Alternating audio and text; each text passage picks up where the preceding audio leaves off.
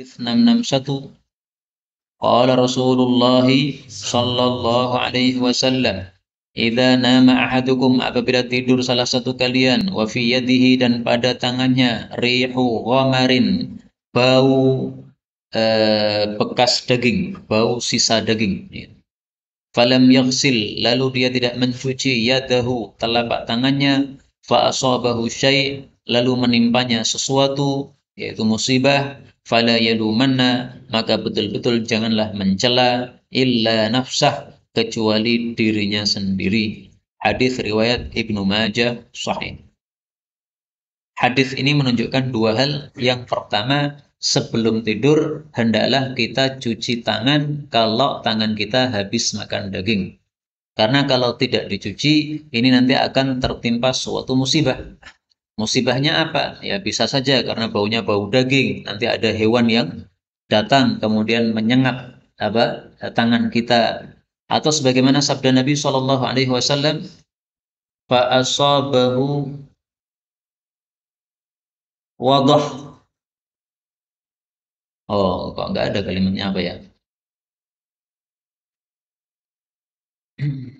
Man bata, siapa yang bermalam, wa fi yadihi rihu qamarin, padahal tangannya masih ada bau bekas daging, fa asabahu wadah, maka dia tertimpa wadah, fala yalumanna illa nafsah, maka jangan mencela kecuali dirinya sendiri. Nah, wadah ini dijelaskan oleh para ulama, yaitu berubahnya kondisi dalam tubuh kita sehingga menyebabkan jadi bangun-bangun jadi tidak sehat. Nah, maka wallahu alam biswab. Apakah memang seperti itu penjelasannya? Tapi itulah yang saya baca dari penjelasan para ulama. Nah, kemudian kita ambil faedah yang lain. Kalau tangan saja disuruh membersihkan, maka area mulut lebih berhak untuk apa? Dibersihkan. Karena stesin ini sarang-sarang virus-virus dan sebagainya. Sehingga kalau tidak kita bersihkan bisa lebih bahaya lagi. Dan itu sudah terbukti orang-orang yang sebelum tidur padahal habis makan tidak sikat gigi dulu, tidak menggosok gigi dulu, maka kadang-kadang dia kemudian jadi lumpangan dan sebagainya. Itu karena apa? Kotorannya merusak apa yang ada dalam mulut kita. Nah, maka kalau kita cari dalil, apa dalilnya sikatan sebelum tidur? Kalau kalimat yang jelas sikatanlah sebelum tidur nggak ada. Tapi ini sudah cukup bagi kita pelajaran. Kalau tangan saja disuruh apa? Bersihkan, maka area yang lebih penting yaitu mulut lebih harus dibersihkan juga. Karena itu jangan malas untuk gosok gigi, karena itu adalah termasuk sunnah Rasulullah Sallallahu Alaihi Wasallam. Kemudian yang kedua, hadis ini menunjukkan kalau kita tertimpa suatu musibah atau suatu keburukan, itu jangan mencela kecuali diri kita sendiri. Artinya pasti sebabnya dari kita. Ini sebagaimana kata Allah dalam Al-Quran, ma asabaka min hasanatin faminallah. Apapun kebaikan menimpa kamu, maka itu adalah dari Allah Subhanahu wa taala. Wa ma asabaka min sayyi'atin, apapun yang menimpa kamu dari keburukan, famin nafsik, itu dari kamu sendiri. Cari salahnya di mana ini kok terjadi begini. Ini surat An-Nisa ayat 9. Hadis 662. Idza nazala, apabila singgah, ahadukum, salah satu kalian, manzilan, pada suatu tempat singgah, falyakul, maka hendaklah mengucapkan doa. A'udzu, aku berlindung, bikalimatillahi, dengan kalimat-kalimat Allah, at-tammati, yang sempurna, min syarri, dari keburukan, ma khalaqa, apa yang Allah ciptakan. Fa innahu, maka sesungguhnya, la yadurruhu, tidak memadharati dia, syai'un, sesuatu, hatta, sehingga, yartahila anhu, dia pergi dari tempat tersebut. Hadis riwayat Muslim sahih. Nah, kita baca doa ini bersama-sama. A'udzu bikalimatillahi tammati min syarri ma khalaqa. Lagi. A'udzu bikalimatillahi tammati min syarri ma khalaqa. Lagi. A'udzu bikalimatillahi tammati min syarri ma khalaqa. Hadis ini menunjukkan fadilah mengucapkan kalimat ini kalau kita singgah di suatu tempat pada saat kita safar. Termasuk saya sekarang ini. Kalau saya pengen selama di sini saya tidak terkena apa-apa, tidak ada sengatan kalajengking dan sebagainya, maka saya baca wirid ini. Dijamin oleh Allah sampai pergi tidak ada masalah. Tapi kalau di jalan ada masalah mungkin, ya. Karena ini jaminannya di tempat saja, ya. Begitu kita pergi terus ada masalah, ya bisa aja terserah Allah Subhanahu wa Ta'ala. Kemudian kenapa tadi kita membacanya 3 kali? Karena dalam hadis yang lain Rasul Shallallahu Alaihi Wasallam bersabda, "Man qala siapa yang mengucapkan ketika masuk sore 3 kali, A'udzu bikalimatillahi tammati min syarri ma khalaqa." Tidak akan dimadoroti oleh sengatan ular pada malam tersebut. Hadis riwayat Tirmidzi. Nah, kita semua sudah membaca 3 ini. Nah, maka silahkan. Kalau ketemu ular, pede mawon. Nah, kurang mungkin kalah karo kowe. Tapi jangan disengaja, nyonya coba-coba, jangan begitu. Tapi maksudnya kita pede kenapa? Sudah dijamin oleh Nabi Sallallahu Alaihi Wasallam. Harus yakin begitu. Kemudian 663. Idza nasiya apabila lupa ahadukum salah satu kalian ismallah nama Allah ala ta'amihi terhadap makanannya falyaqul maka hendaklah dia mengucapkan idza dzakara ketika dia ingat bismillahi awwalahu wa akhirah dengan nama Allah pada awalnya makan dan pada akhirnya makan. Hadis riwayat Abu Ya'la derajatnya sahih. Hadis ini menunjukkan 2 hal. Yang pertama, bahwasanya disunnahkan kita sebelum makan membaca bismillah, bukan bismillahirrahmanirrahim. Karena yang kita temukan dalam sunnah Nabi hanyalah bismillah saja, ya, tanpa ar-rahmanirrahim. Sebagaimana sabda Nabi, kana adalah idza qurriba ilaihi ta'am, apabila didekatkan kepada Nabi makanan, qala beliau mengucapkan bismillah. Udah, badar rahman rahim. Maka ini yang lebih utama. Ini hadis riwayat Imam Ahmad. Tapi saya jujur, memang ini masalah khilafiyah. Sebagian ulama berpendapat kalau bismillah itu bagus, maka bismillahirrahmanirrahim lebih sempurna. Ini pendapat Imam Nawawi dan yang lain-lain. Karena itu kalau ada yang bismillahirrahmanirrahim, sudah kita tegur, bismillah saja, karena Nabi bismillah tanpa ar-rahmanirrahim. Kalau dia nekat mengikuti pendapat yang lain, ya silahkan. La inkara fi masailil khilaf. Tapi untuk kita pakai yang sesuai perbuatan Nabi. Saya sering kali mengajari anak-anak saya itu, sebelum makan, bismillah. Tapi namanya anak kecil, bismillahirrahmanirrahim. Saya ulangi lagi, bismillah. Dia mengucapkannya bismillahirrahmanirrahim. Mangan pengen beto bapaknya itu. Jadi nggak mau taat gitu. Dia senang kalau apa namanya tidak sama dengan apa yang diperintahkan gitu. Ya sudah anak kecil nggak apa-apa, biarkan aja. Kemudian yang kedua, hadis ini menunjukkan kalau kita lupa membaca bismillah, maka pada saat ingat kita hendaklah bismillah, tapi kalimatnya berbeda. Bismillahi awwalahu wa akhirahu. Nah, sekarang pertanyaan. Bismillahi awwalahu wa akhirah. Ini diucapkan ketika makannya belum selesai atau juga ketika sudah selesai, Pak? Ini pertanyaan nih. Monggo. Kalau sudah selesai baca apa mboten?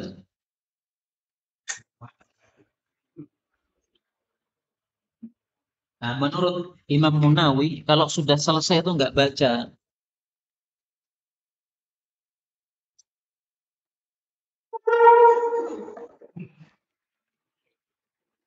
Jadi saya ulangi lagi, ya. Bismillahi awwalahu wa akhirah. Ini hanya ketika makanannya masih tersisa. Kalau makanannya sudah habis, sudah gelegean, sudah selesai, terus teringat, ya Allah belum bismillah, telat Kang, Israel. Kenapa? Karena di sini ada kata-kata awalnya dan akhirnya, berarti masih ada sisanya. Tetapi memang saya jujur, ini masalah khilafiyah juga. Sebagian ulama berpendapat secara mutlak masih bisa membaca bismillah. Ya silahkan kalau pakai pendapat tersebut. Adapun hadis yang mengatakan ada seseorang makan di masa Nabi SAW tanpa membaca bismillah. Ketika dia ingat maka dia membaca bismillah. maka setan yang makan bersama dia kemudian memuntahkan apa yang sudah dia makan. Setan ini memuntahkan apa yang sudah dia makan. Itu hadisnya hadis yang dhaif ya, tidak sahih dari Nabi sallallahu alaihi wasallam. Kemudian kalau di sini dikatakan idza nasiya, kalau lupa tidak bismillah disuruh membaca bismillah, maka apalagi kalau sengaja tidak baca bismillah, lebih diperintah untuk apa? Membaca bismillah. Lah apakah ada orang sengaja tidak baca bismillah? Konon ada, konon. Gitu. Tapi ini guyonan kita ya. Ada santri pengen makan banyak karena di situ apa? Makanannya beraneka ragam. Gitu. Nah, supaya perutnya cukup, maka dia makan ini tanpa bismillah, makan ini tanpa bismillah. Begitu terakhir, supaya kenyang, baru apa? Bismillah. Nah, itu kalau betul terjadi seperti itu, jangan ditiru. Gitu. Tidak ada syariatnya kita memperbanyak makan, tuh nggak ada. Gitu. Kalau makanannya banyak, ya sudah pilih yang paling lezat saja. Nggak usah semuanya dimakan. Semua jenis makan tuh seperti hewan. Gitu. Apa namanya? Tidak mempedulikan apa yang dia makan. Kita lanjutkan 664. Idza apabila nasya lupa ahadukum salah satu kalian salatan akan suatu salat au nama anha atau tertidur dari salat fal yusalliha hendaklah dia melakukan salat itu idza dzakaraha apabila dia ingat terhadapnya. Hadis riwayat Tirmidzi sahih. Hadis ini menunjukkan dua hal. Yang pertama bahwasanya orang yang lupa suatu salat atau tertidur, maka kalau ingat atau kalau bangun disuruh sholat saat itu juga, tidak boleh ditunda. Misalkan kita lupa belum sholat isya, teringatnya habis subuh, maka sholatlah isya habis subuh. Jangan ditunda sampai terbit matahari. Meskipun ba'da subuh waktu yang terlarang. Tapi ini hukum khusus karena Nabi mengatakan idza dzakaraha. Kalau ingat, maka harus dilakukan saat itu juga. Karena kalau kita tunda, kita tidak ngerti kapan usia kita itu matinya, kapan kita nggak ngerti. Bisa juga kita pengen sholatnya ba'da terbit matahari, ternyata malaikat maut sudah datang. Sehingga kita punya utang sholat. Maka tidak boleh ditunda. Kemudian yang kedua, hadis ini menunjukkan bahwa kalau orang itu lupa atau tertidur, ini tidak berdosa.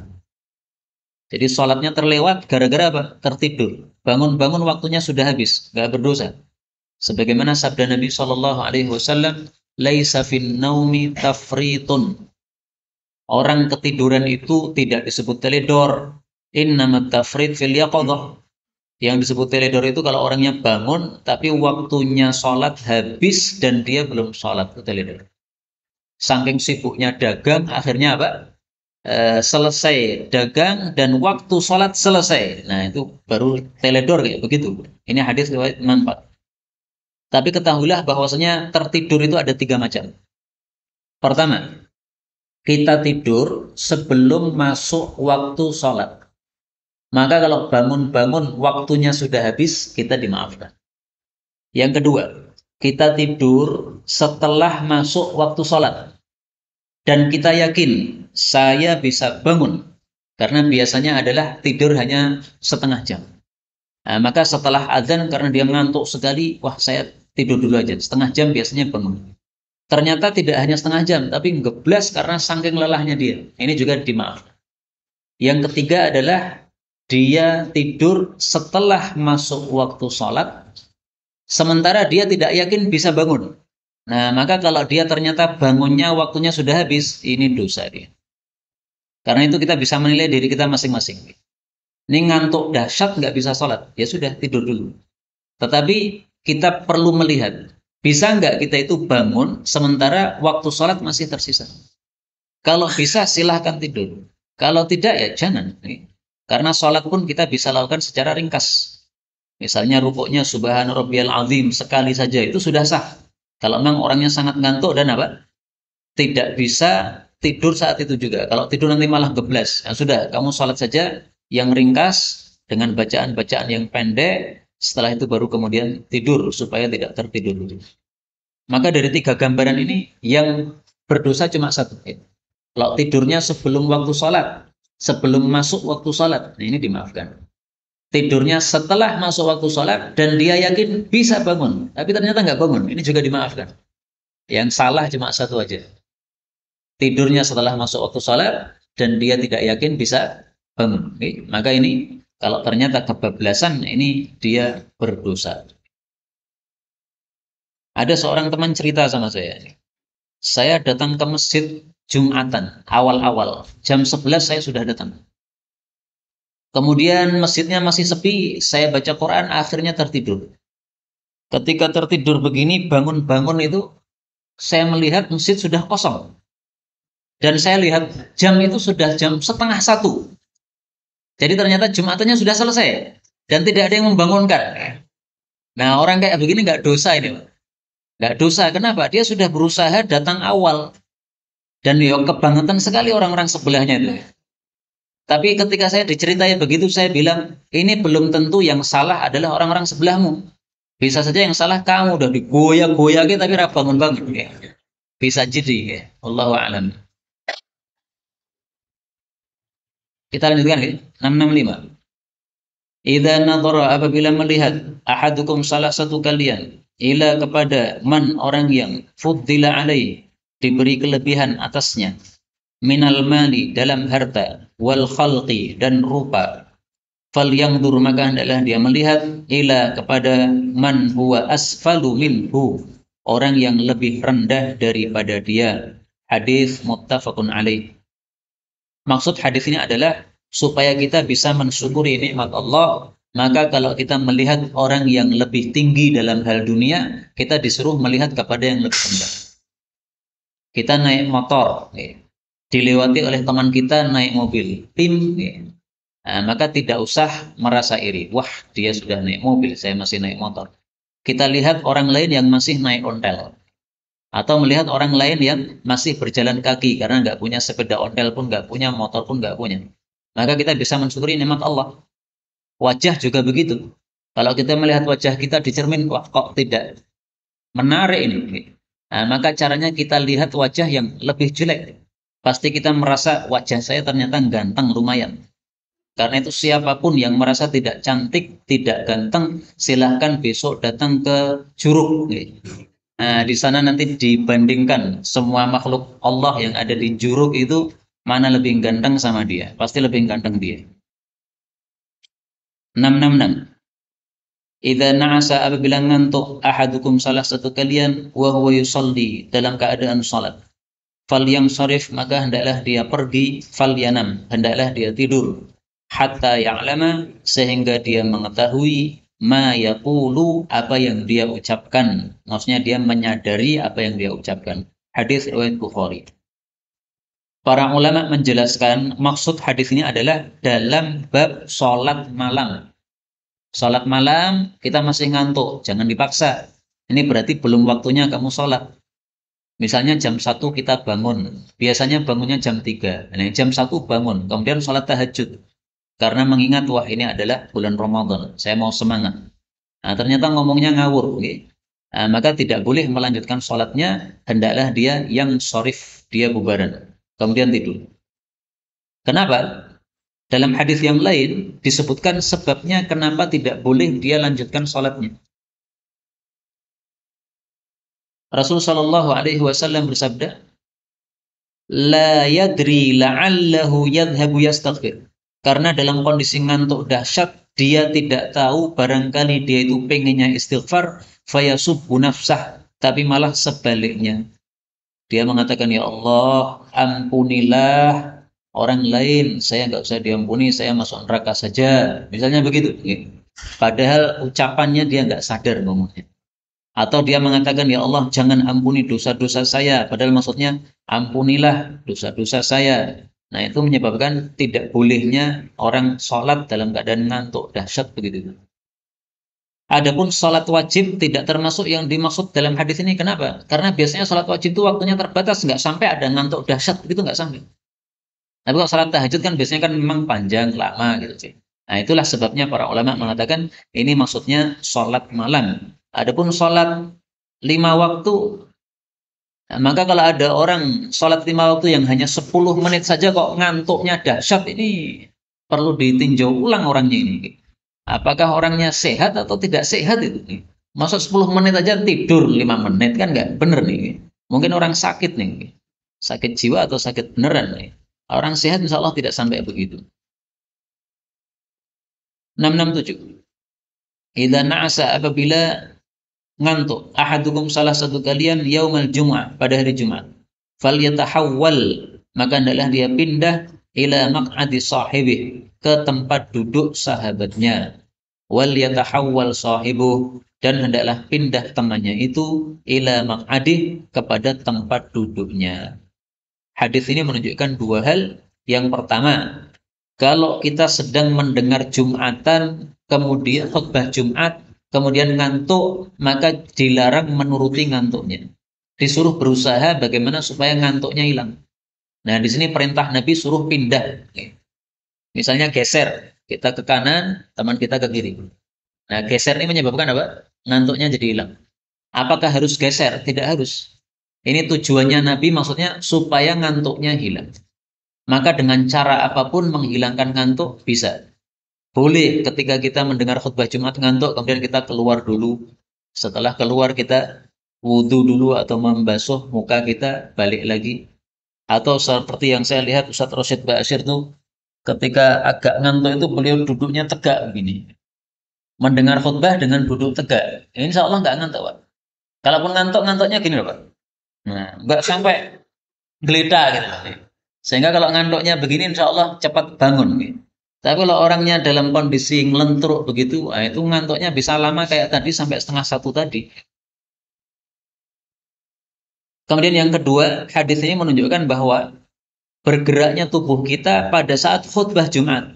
Kalau itu untuk maslahat tidak ada masalah. Pindah ini kan bergerak nih. Tapi bergeraknya bukan main-main, nggak ada masalah. Adapun yang dilarang itu masal haso, bermain-main dengan kerikil. Zaman dulu kan masjidnya masih tanah biasa, ada kerikilnya untuk main-main. Nah, ini dilarang. Karena kalau kita main-main kerikil ini, menyebabkan Jumatan kita jadi sia-sia. Nah, dari sinilah tampaknya sebagian ulama kontemporer membolehkan mengedarkan kotak infak pada khutbah apa? Jumat. Tapi sebagian yang lain mengatakan tidak boleh. Karena kotak infak diedarkan itu merusak konsentrasi kita mendengarkan khutbah. Karena ketika sedang konsentrasi mendengar khutbah, tiba-tiba kotak datang, jadi pikiran kita cari duit, di mana duitnya, lupa naruhnya. Nah, jadi khutbahnya jadi hilang.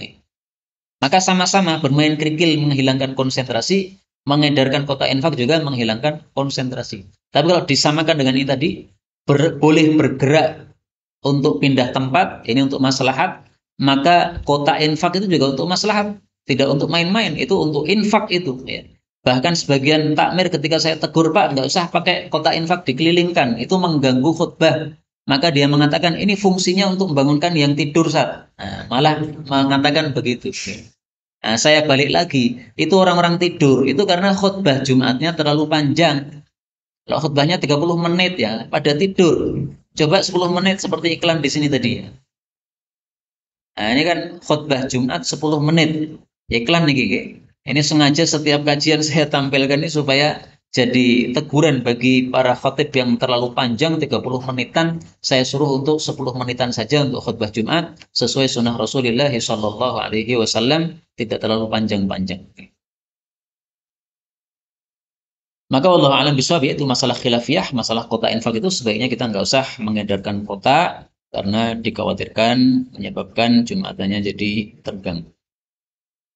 668. Idza nakaha, apabila menikah al-abdu budak, bi ghairi izni, tanpa izin maulahu, majikannya, fanikahuhu, maka nikahnya tadi batal alias tidak sah. Hadis riwayat Abu Dawud. Hadis ini menunjukkan dua hal. Yang pertama, budak itu tidak memiliki dirinya sendiri. Dirinya dimiliki oleh majikan. Makanya dalam Islam budak itu tidak wajib Jumatan. Karena budak tidak memiliki dirinya sendiri. Dia mau Jumatan izin dulu sama majikannya. Majikannya mengizinkan, silahkan. Tidak mengizinkan, jangan.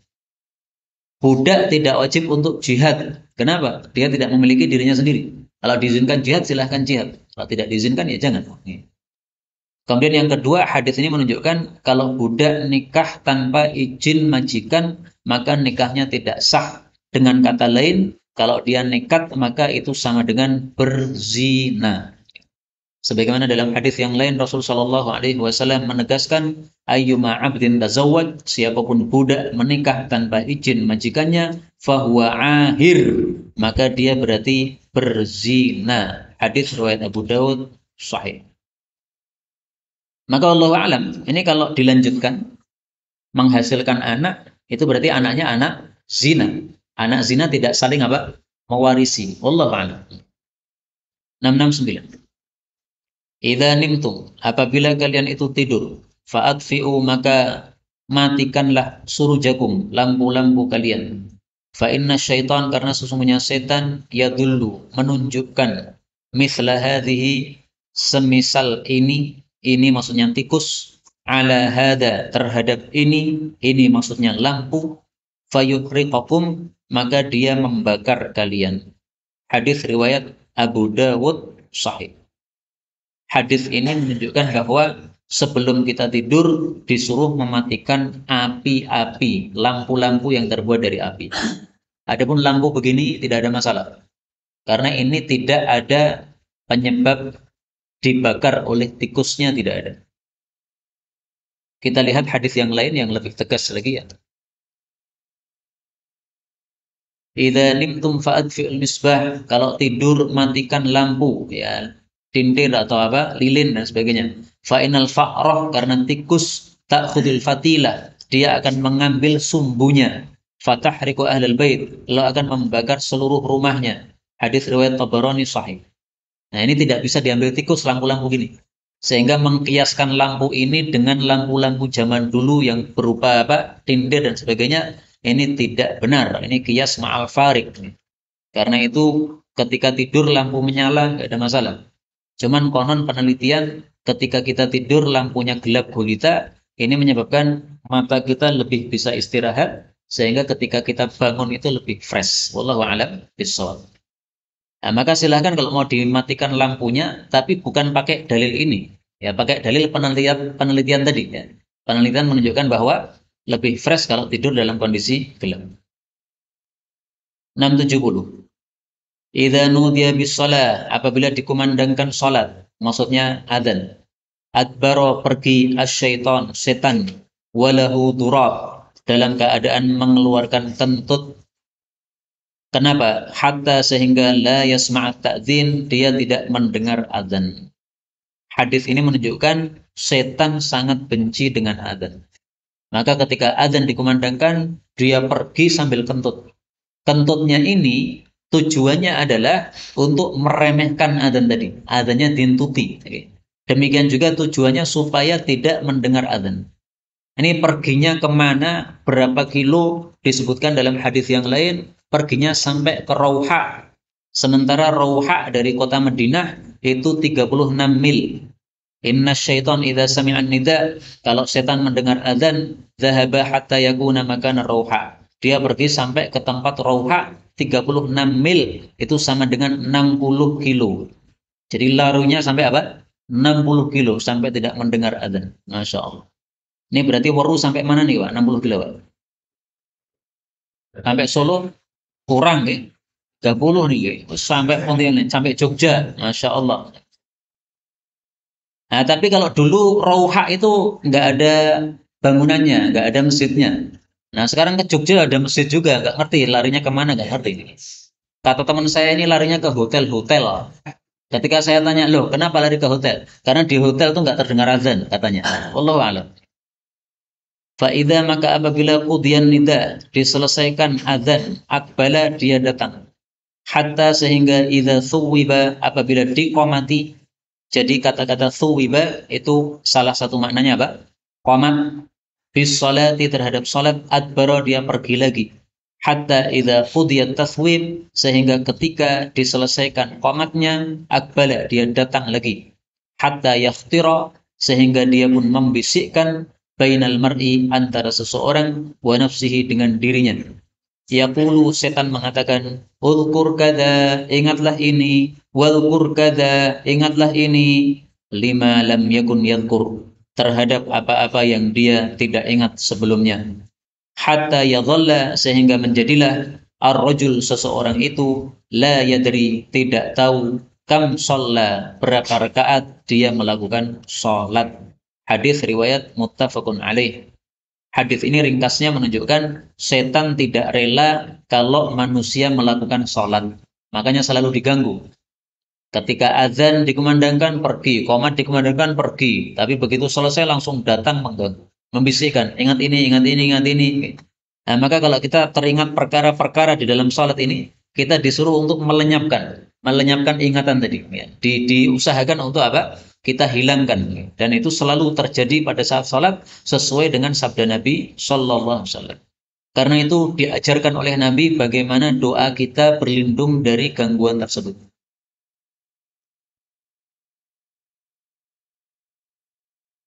Kita baca Allahumma inni a'udzubika min salatin la tanfa'. Lagi bersama Allahumma inni a'udzubika min salatin la tanfa'. Lagi Allahumma inni a'udzubika min salatin la tanfa'. Ya Allah, aku berlindung kepadamu dari salat yang tidak berguna, yaitu salat yang kita tidak khusyuk. Ini termasuk salat yang tidak berguna. Mudah-mudahan semua kita diberi kekhusyuan oleh Allah di dalam salat-salat kita sampai kita mendapatkan husnul khatimah. Amin ya rabbal alamin. Subhanakallahumma rabbana bihamdika asyhadu an la ilaha illa anta astaghfiruka wa atubu ilaik.